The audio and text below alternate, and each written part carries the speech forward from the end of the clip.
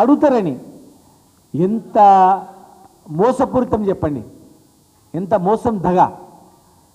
14 తారీఖు నాడు ఇచ్చినటువంటి జీవోను మీరు బయటికి ఇష్యూ చేయకుండా 18 తారీఖు నాడు అటెండ్ అయ్యి 20 తారీఖు నాడు జీవో ఇష్యూ బయటకు వస్తుంది. అంటే ఇంత మోసం, చీటింగ్. దానిలో ఎక్కడ కూడా పెంచినట్లేదు, పాతదే.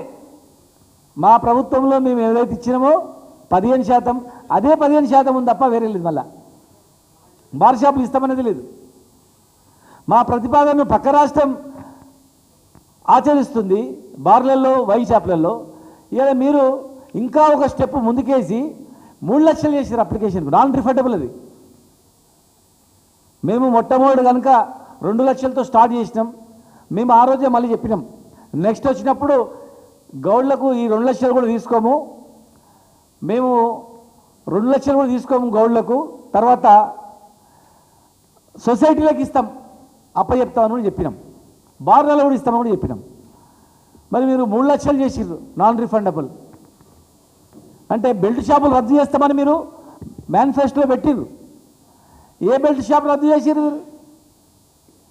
ఇంకా మీరు పెంచి పోషిస్తున్నారు. బెల్ట్ షాపులు పెంచి పోషిస్తున్నారు. కళ్ళు దుకాణాల మీద కేసు పెట్టి కల్తీ పేరు మీద బంద్ చేస్తున్నారు. గౌడలను జైల్లో పెడుతున్నారు. ఎక్కడనో ఒక దగ్గర కలిసి జరిగితే రాష్ట్రం మొత్తం బంద్ చేయాలని కూడా మీరు ప్లాన్ చేశారు. హైదరాబాద్లో రింగ్ రోడ్ చుట్టూ లోపల మొత్తం కళ్ళు బంద్ చేయాలని మీరు ప్లాన్ చేసిందా లేదా? కూకట్పల్లి సంఘటన దృష్టిలో పెట్టుకొని మొత్తం బంద్ చేయాలని చెప్పి ప్రచారం చేసిందా లేదా? మీ సోషల్ మీడియా వేదిక ద్వారా బ్లేమ్ చేసిందా లేదా? అసలు కలిపిందే మీరు, కావాలని కలిపి కుట్ర చేసిందని దీని మీద విచారణ చేయాలన్నప్పుడు ఆ ఇచ్చే జియో, కళ్ళుని నిషేధిస్తామనే జియోని బంద్ చేసారు.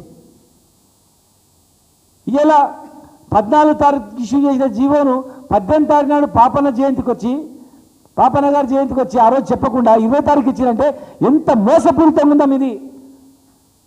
గుర్తుపట్టలేమనుకుంటున్నారా?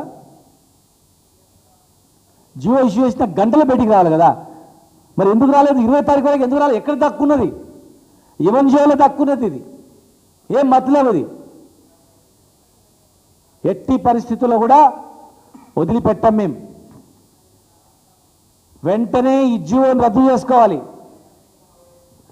ఈ జియో రద్దు చేసి మరొక జియో మీరు ఇస్తామన్నటువంటి 25% వైన్ షాపులు, 25% బార్ అండ్ రెస్టారెంట్లది రిజర్వేషన్తో సహా మీరు జియో ఇవ్వాలి.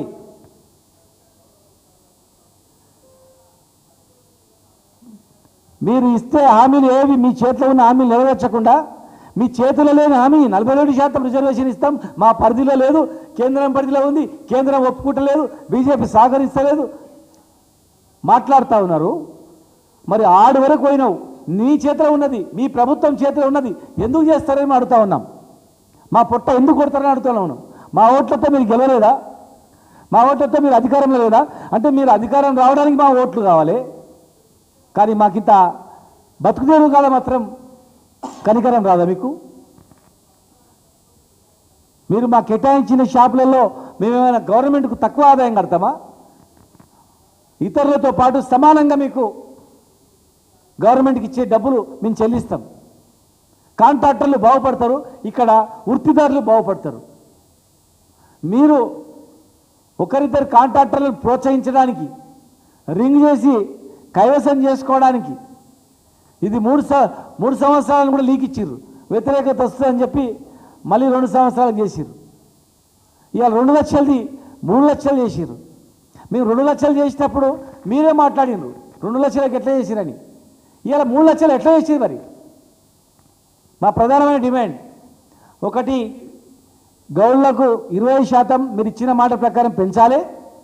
బార్ అండ్ రెస్టారెంట్లు కూడా మీరు ఇచ్చిన మాట ప్రకారం ఇవ్వాలి. 3 లక్షల ఈఎండి అనేది రద్దు చేయాలి. సొసైటీలకే నేరుగా అప్పచెప్పాలి. ఆ సొసైటీలకే మిగతా ఇష్యూస్ మీరు ఎందుకు చేస్తున్నారో ప్రజలకు తెలుసు.